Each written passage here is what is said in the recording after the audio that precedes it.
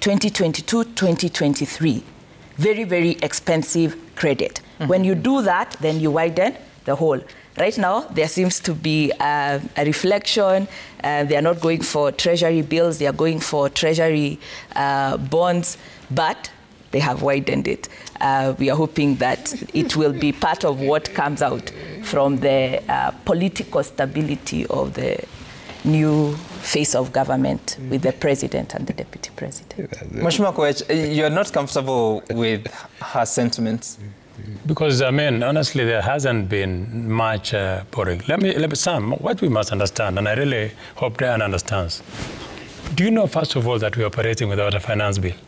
Correct. And it's a situation where it's so difficult. And I don't know, I even saw Kalonzo yesterday saying in a church function that there are new taxation policies that are being passed in Parliament secretly, and he wants to lead some andamano, I don't know where. Let me tell you, and just to tell Robert Mbui, to tell his party leader, that finance bill is an instrument that is used for resources to resourcing agencies and government. There is no other way that the government can be resourced outside finance bill.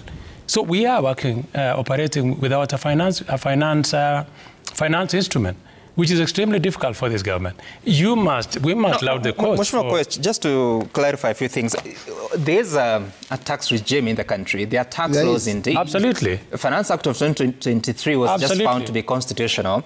So, yes, you may say Finance Bill 2024 was defeated, but there's a law. Yeah, but that allows government to collect revenue. 2023.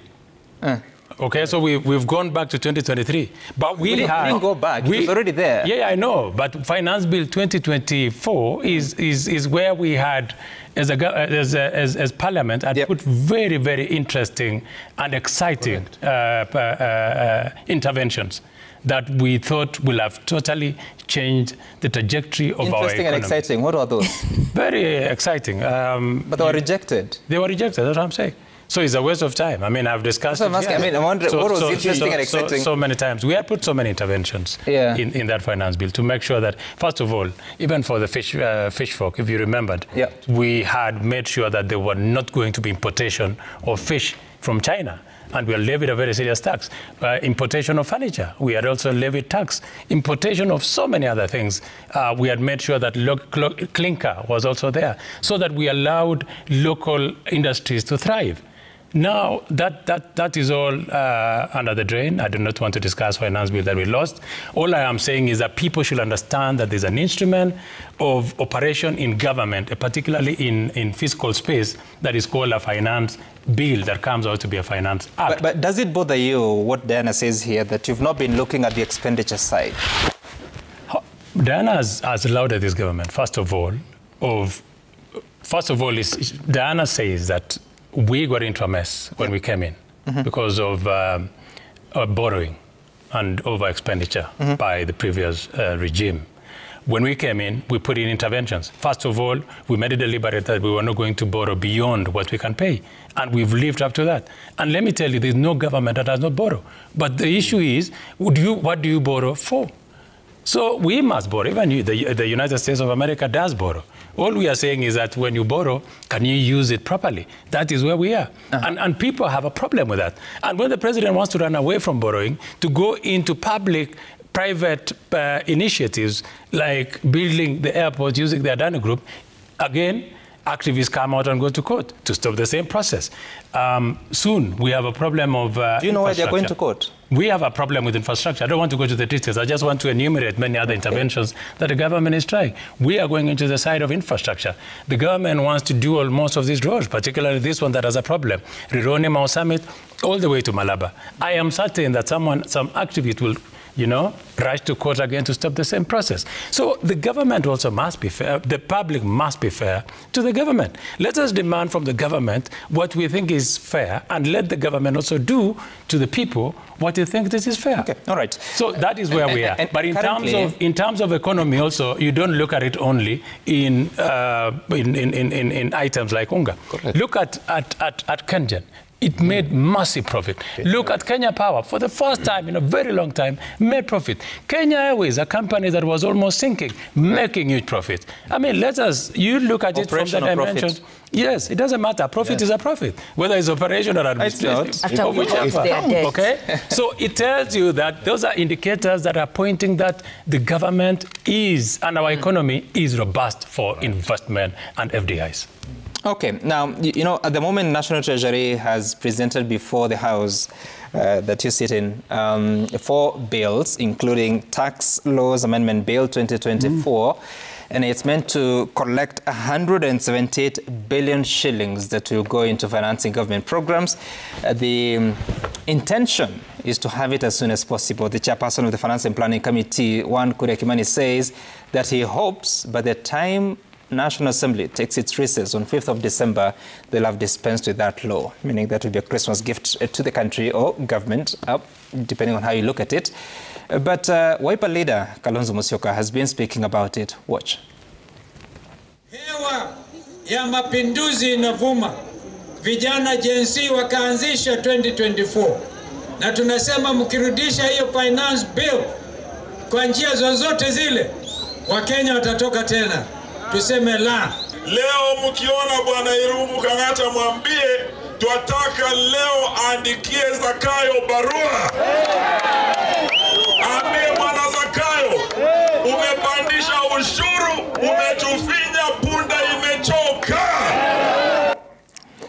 All right, and just important to clarify here that Mheshimiwa Koech, Kenya Airways made a 10.5 billion shilling operating profit, coming up from a 5.6 billion operating loss the previous year. So the operating profit was for the year ending 31st of December 2023. It's different from the net profit itself. And there speaking is Mheshimiwa Kalonzo Musyoka and Eugene Wamalwa. They're talking about Finance Bill 2024.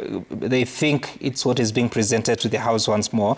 Mheshimiwa Mbowe, this question of public participation, how do we make sure that we're able to listen to Kenyans? Because they spoke, even during that finance bill, they spoke. Some felt they were heard, some felt they were not heard. The Supreme Court on the Finance Act of 2023 said that even as you listen to the Kenyans, it's not like Parliament cannot make its decisions. They do not have a responsibility, or an obligation rather, to get back to Kenyans and tell them what happened with their contribution. What do you make of that?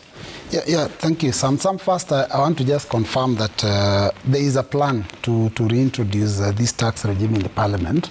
We were in a leadership retreat and Honorable Koech was there. The plan is there. It may not come in as a finance bill, but there is an intention to introduce, I think, about five legislations to do with taxation. And you know, even when you say that, with the tax, you know, the finance bill 2024 failed, the country is not, does not operate in a vacuum. There's always laws. There's income tax laws. There's, you know, those levies, miscellaneous levies law. There's, you know, VAT laws. So they're always there. The problem is that we keep wanting to change so much every year. You know, every 12 months you want to change the tax regime almost completely. And in fact, this is one of the reasons why multinationals have left this country. Because for you to operate in you know, business environment must be something that is predictable. So you don't know what they're going to tax in the next 12 months. So that's one of the problems that we are facing as a country. And that's one of the things that Kenya Kwanza needs to understand. You don't have to change everything every 12 months. In fact, even the systems of collection, you have to pay your VAT within 24 hours, no 48 hours, now it's a week. I mean, there's constant changes. So I think we must get this right so we don't keep changing it. But now on the issue of public participation, you know... I think you mean excess tax. Sorry? The excess tax is one that... yes, there's some taxes you have to pay within a short period. Yeah. Now, you know, the proposal was to extend it a little bit because it was impossible to even carry out that exercise of, you know, of filing in your returns within the period that was set in law. So I think there's of course a mess in the tax regime and it needs to be sorted out. But it doesn't have to be that every 12 months we are changing pay as you earn, we are changing, you know, all sorts of taxes, because I think that shows that as a country we've not settled. I don't think it is done all over the world that every 12 months you don't know what is coming out in the finance bill. So I think we need to move from that level. But then on the issue of public participation, of course, you saw what Kenyans did when we had public participation for the finance bill 2023. They rejected the housing levy. It was pushed down their throats. The issue of the deputy president being impeached, they rejected it. It was again pushed down their throats. I've thought about it, and let me say this, Sam, that the elected officials at the national level are only 0.001% of the population. All the top elected, we are talking about governors, senators, women reps, MPs, the president, and even if you put his cabinet as part of the elected team, they're just 0.001%, in fact less than 0.001%. But they control 100% of the resources. So why not allow the public to have an opinion? And that is why I think the issue of public participation is important. It's in Article, the first article in our Constitution, Article 1, gives the people the supreme authority and the sovereignty of the nation. And then Article 10 talks about public participation. There's also another article that talks about public participation. So basically, I think it's important that Kenyans are involved in matters of concern. And it has to be done in such a way that first, they're properly educated on what is happening. Secondly, there has to be enough people consulted. And thirdly, and most importantly, their opinion must matter. What we have been doing as public participation is sham. I will tell you what happened with the deputy president's impeachment. Right. The court of law made a decision and said, you cannot do public participation at the county level. Let's go back down to the constituency level. Which was that? It happened on a Friday. So on Saturday, members were told, now open your constituency offices. There's going to be public participation. It was a joke. I mean, staff were not there. There was nobody that was leading this exercise. So what people did is that somebody sat and just cooked figures. I was looking at the figures that were presented in National Assembly representing my constituency. I was laughing.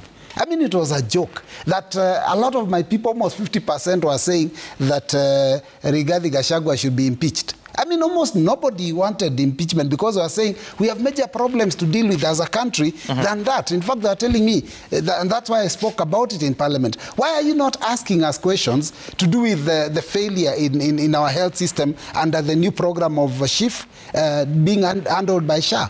Why are we not dealing with the issue of grade 9 classes? You've had the PS himself here say they've reached about 17,000 classes. There are 32,000 primary schools. More than half the schools will not have a class for grade 9. There are no labs at all. So we need another 32,000 labs. The JSS is already 2 years into the system. They have only 1 more year before we go into senior secondary. So basically, there's so many problems Kenyans are facing. And then we are going to do public participation on an issue of impeachment. So the people there rejected. And they said no. But the report that came to Parliament is that they were in agreement. So I think we need to fast-track the bill on public participation. So the people in Kathiani, they rejected in writing or verbally? Yes, in writing, many of them, and they also came physically. Sam, also the other thing you must understand is this thing of a form being given, these forms are not serialized. I want to tell you what happened. These forms that were being given from National Assembly, they are not serialized. So you can, in fact,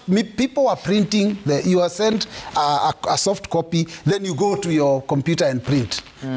So the same person can fill 1,000 forms. And that is how rigging is done anyway. So it didn't make sense because what needed to have happened is that there should have been enough people to go around listening to the views of the people. But we were in such a rush to deal with the impeachment that we did it in 24 hours. My opinion would have been, and in future when we are doing public participation, there has to be enough time.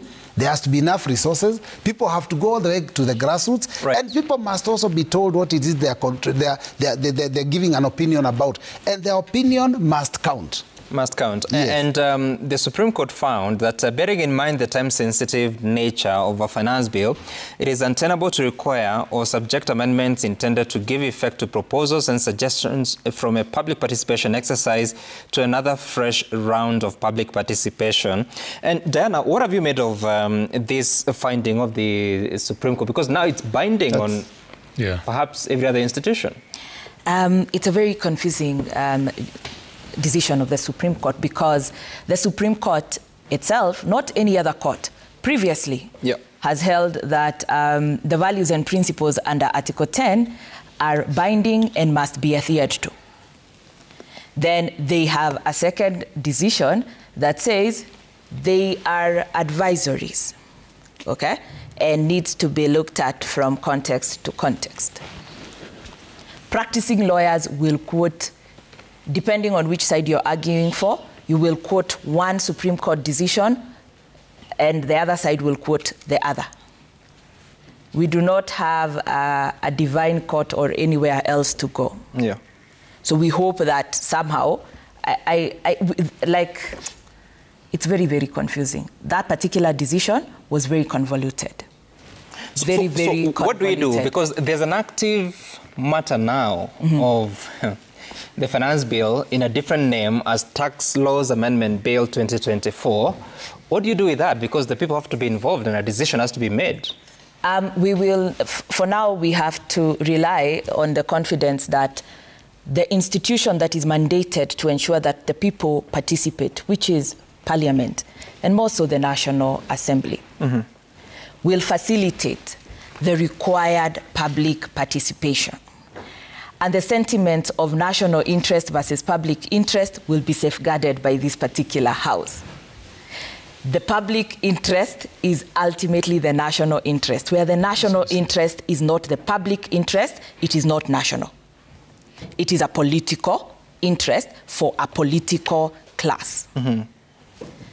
For now, Kenyans, we can only go to your MP again, speak to them about the proposed amendments. But just let me highlight that the proposed amendments, the 4 bills, are interesting because they do introduce new taxes around importation of goods, the digital economy, and they regulate VAT. VAT is one of the areas where KRA has been able to show up a lot of tax and show growth. Now, you will remember on this table, we've had all this discussion of what happens to people who are exempted from VAT and where increasingly the benefit does not go back to the consumer. But they keep putting in a demand to KRA to refund them of those taxes. So the bulk of the amendments are around the tax administration to try and make sure everybody pays their fair share of tax. But within those amendments is also an acknowledgement by government that in the next 5 years we won't be able to work within our debt anchor. Of 55%. Of 55%. And so they are saying, Parliament, can you please legislate so that Kenyans know we will for these 5 years, at the minimum, we will be way above our debt anchor. That is worrying, and Kenyans ought to participate. There is no framework. The decisions on public participation, I think the first one was the Kiambu County, Governor Kafogo then, and the Kiambu County Assembly, was made in 2014. Where has the Parliament enacted a public participation law? Why are they uncomfortable with organizing for how we do public participation? The Attorney General has developed a bill. It is not a good bill because it is a bill that just aims to create a registrar of public participation for the executive. Public participation ultimately is the responsibility of our members of Parliament, of our members of County Assembly. I hope they will allocate budgets where Honorable Bai here, Honorable Koech are in their constituency. We do not want to come to the National Assembly with placards. Allow us to congregate in constituency, and for every legislative proposal, everybody comes with a full backing of their constituency. They get uncomfortable and comfortable from that particular place. It will even strengthen our democracy. So I did see members of Parliament celebrate that Supreme Court has allowed them to. Please, let us not do that. Let us remain retain the fidelity to the Constitution, and just do this differently. I believe Kenyans, members of parliament, drew lessons from the Gen Z protest, and we can get better. Okay. I'm sure they will even feel good. They will defend the positions that they present with their party leaders, be it the president, be it Kalonzo Musyoka, Raila Odinga, because it has the backing of the people. And increasingly, this might even be what shifts the Kenyan psyche and mentality from seeing members of parliament as people who just give handouts to people who make policy. All right. Mheshimiwa Koech, what are your thoughts? Because oftentimes the house you sit in has been accused of propagating the interests of the executive at the expense of the people. When it comes to public participation, what would be your proposal so that you're able to present what the people of Belgut feel and expect of you, knowing too well that you come from a political party that has an agenda as well, and sometimes those interests may vary? You can see the struggle that is there with this public participation, because it's everyone has something to say about it, sometimes even conflicting. Court decisions and jurisprudence have been set on how public participation should be conducted. I'll tell you a scenario in mind. People should be educated about public participation. There's a T amendment bill. I don't know if Honorable Mbui came to my constituency in last parliament. T amendment bill 2023, that was, it's an act now, but it was a bill by Senator Aaron Cheriot. There's a team from parliament that came to my constituency, and the meeting turned so rowdy. I was there. And I remember Honorable Mbui was there. It turned so rowdy because people did not differentiate between members of parliament going to do a public participation and KTDA being part of this public participation. So in essence, what the people from my constituency thought was that nyinyi mmetumwa na Munya kutumaliza, kutunyang'anya chai yetu, na hiyo hatuwezi kubali. And the meeting was so chaotic. I actually had to stand out and say I will not be the MC of this meeting. I allowed them to take charge of the meeting and allowed them to participate. So public participation then means we should have, and I like what Diana said, that this is still with the AG, but we must be very clear on who we want to attend the meetings of public participation. Where is it going to be done? What is going to be discussed? Do people who come for that public participation understand what you're going to discuss? So that today, if, for instance, you are going to impeach a deputy president, do they understand the input of the Constitution and the role of the members of parliament? Where, even though I personally hold that we should not have had public participation on the impeachment of the deputy president, because in my view, which I even shared in parliament and here, is that it is personal capability, and there are provisions in the Constitution why we did not want, but because it was a precedence. I mean, a court has issued injunction on the basis of that there was no public participation in the case of Wambora and the case of Kawira Mwangaza. We thought then that it was neat. Now, then you have again problem with constitutional timelines, like the impeachment of the deputy president, that it has to be in parliament for a maximum of 7 days.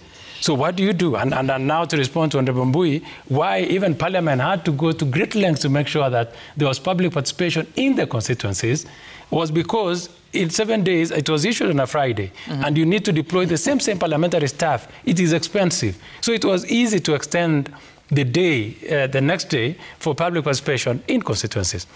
Sam, in my view, it is extremely difficult, yet it is constitutional. So there's a lot of input that has to be done. I agree with Diana that we have to look at what the Attorney General is coming up with. We in Parliament must have a great input so that we have a public participation that truly is public participation. How many times do we even invite? Always, you see the newspapers are washed with public participation advertisements for people to show up. I can tell you, many times when your people are told to show up, they never show up. They never show up. Very few people who really understand show up. The few people who turn up possibly because they think there will be something they'll be given after the meeting. Some are extremely chaotic. You saw the case of the impeachment of the deputy president. What happened in some place in Embu? You know, I think it was I don't know if it was Runyenjes or which other constituency, that a member of parliament came in, you know, violently and trying to evict the people who are doing public participation. So what is the security of the people who are undertaking public participation? It is a very big thing. But if you ask me, it is good to speak than not to speak. On the issue of tax law amendment bill 2024, and listening to Honorable Kalonzo and Honorable Eugene Wamala, I sympathize with the new crop of opposition leaders that we have in this country. Because it is embarrassing. Because I sat with Honorable Mbui, who is a very respected person and a deputy minority leader in Naivasha, and there was nothing. We sat as parliament and we said, this tax law amendment bill 2024 are just bills. And we will allow people to ventilate on it. You don't have to speak about maandamano. I know it's fashionable to look that, you know, you want to excite the young people for political expediency, but we as members of parliament, people must also understand that we as members of parliament undertake our responsibility. There is no, every single time, and it really pains me, that people are coming out to condemn parliament. People are inciting the public against the institution of parliament, to the extent that on 25th of July, we suffered the fate that we suffered as members of parliament. The continued incitement of the public by selfish politicians against parliament is unacceptable. Parliament is an institution. We are executing our mandate as members of... He is inciting. He's talking about the Gen Z. He is talking about invention of parliament. Invention of parliament. He is talking about... He seems to celebrate the fact that there was an invasion of parliament. Yet, we were simply undertaking our mandate. Even the impeachment of the deputy president is our mandate. Okay. Even the impeachment of a president is a mandate of parliament. All this that is happening in parliament, whether it is tax amendment law, whether it is finance bill, is a job of parliament. Let them allow us the responsibility to do our job in parliament and let them politics. Honorable Kalonzo has a time in parliament of over 30 years. Eugene Wamalwa had his time in parliament of more than 10 years. There is zero you can write about them in parliament. There are no records to indicate their performance in parliament. Kalonzo Musyoka was in parliament for 28 years, not 30.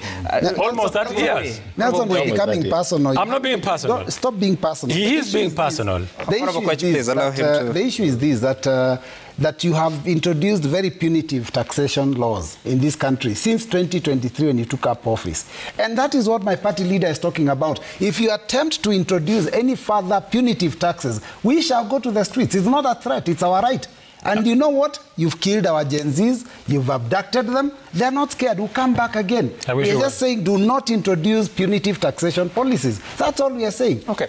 All right, Gabriel, so where do you go from here? Because in the end, you want a stable country, but you don't want disgruntled citizens. It's true. And you know, talking about punity, the other day, I was having a conversation with a family member, and he works in another jurisdiction, and they were telling me, Mheshimiwa, do you know,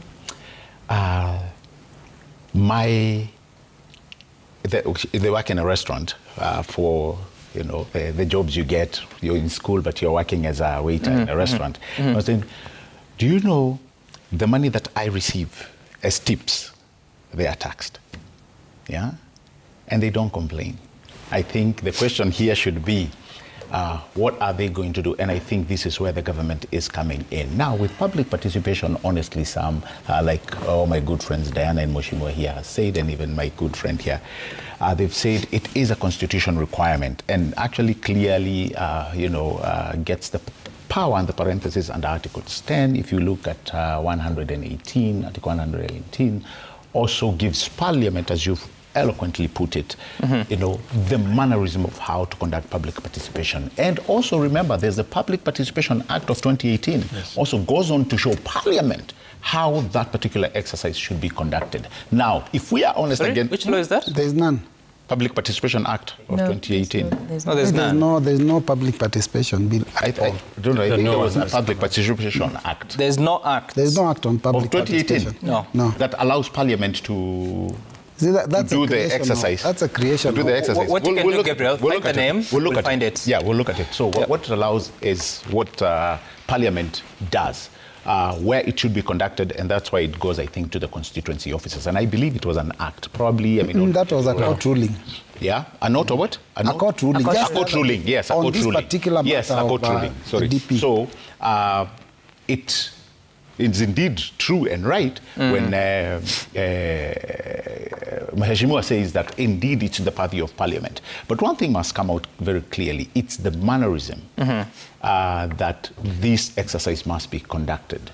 We need to rise above some of the atrocities that we see, some of these exercises that are fundamentally guaranteed by the Constitution, right, how they are really exercised. It is indeed true that these are some of the exercises, Diana, if you will, right, that calls for an informed electorate. And I'm not saying this to remove a particular group from really engaging into the exercises, but you must come in with an idea. What is being discussed? What are we doing in this particular exercise of public participation? Okay. So I think it is quite as important that the idea behind public participation should also be driven by a high reflection of knowledge of the citizens. Otherwise, you'll be calling public participation, and like Mheshimiwa is saying, people must understand why. You can't get new citizens. You have the citizens you have, whether informed or not.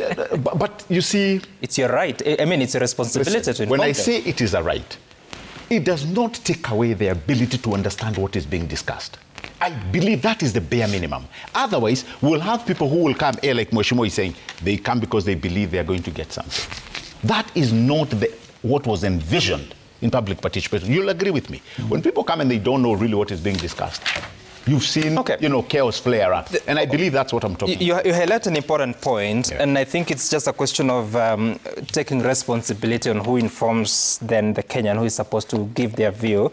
Because if you're not empowered in terms of knowledge, then there's no meaningful contribution you're going to make. It is our Let's take a look at what Kenyans have said. At Citizen TV Kenya, at Sam Gituku, the hashtag to use is Citizen Daybreak. J. Musoma, you're saying we have no problem with borrowing, but budgetary corruption is the cancer. If we protect public funds and make sound laws, our economy can stabilize and create jobs. Kalonzo is right. They are introducing Finance Bill 2024 through the back door. Eddie William, you're saying, how are we growing the economy when counties are in the 4th month without getting money from National Treasury? What happens to money circulation on employees go for months without earning? Jay Wangai, you're saying, my disposable income has decreased, thus can't afford even that unga they are talking about. Using big words to sound as if something is working, there's nothing working for Wanjiko.